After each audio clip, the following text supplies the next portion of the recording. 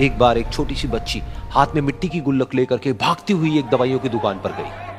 वो काफी देर तक वहां पर खड़ी रही, लेकिन दुकानदार का ध्यान उसकी तरफ नहीं गया क्योंकि और भी बहुत सारे लोग खड़े हुए थे।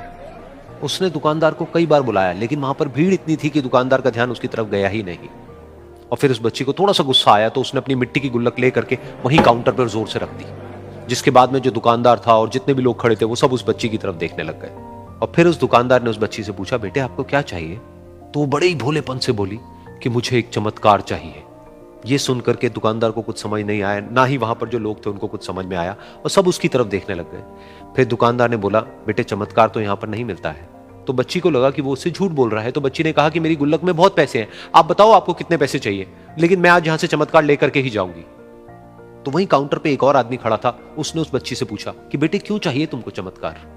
तब उस बच्ची ने अपनी कहानी बताई कि अभी कुछ दिन पहले मेरे भाई के सर में बहुत तेज दर्द हुआ, तो मेरे पापा मम्मी उसको हॉस्पिटल ले गए।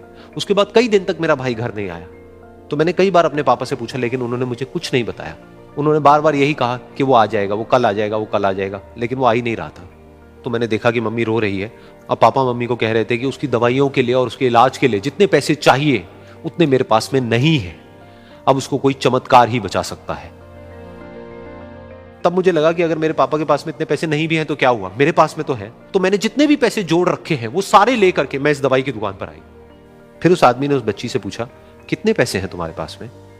ये सुनते ही उस बच्ची ने अपनी गुल्लक उठाई, जमीन पर फेंकी और तोड़ दी और पैसे गिनने लग गई। बाकी सब लोग खड़े होकर के उसको देख रहे थे।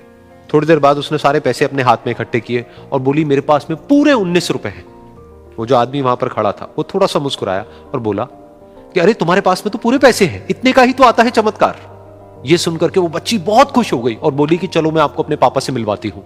बाद में पता लगा कि वो आदमी कोई आम आदमी नहीं था, बल्कि एक बहुत बड़ा न्यूरोसर्जन था, और उसने सिर्फ 19 रुपए में उसके भाई की सर्जरी करी और कुछ ही दिन बाद वो ठीक होकर के घर वापस आ गया। फिर कुछ दिन बाद वो बच्ची, उसका भाई, उसके पापा, उसकी मम्मी चारों एक साथ बैठे हुए थे और बात कर रहे थे। तो उसकी मम्मी ने उसके पापा से पूछा कि अब तो बता दो ये चमत्कार आपने किया कैसे? तो उन्होंने अपनी बेटी की तरफ देखा और बोले, ये चमत्कार मैंने नहीं, इसने किया है।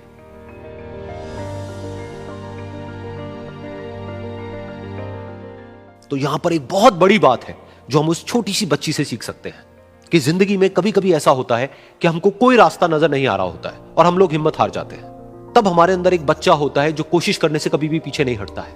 वो हार मानने को तैयार नहीं होता है क्योंकि उसको ना शब्द समझ नहीं आता है।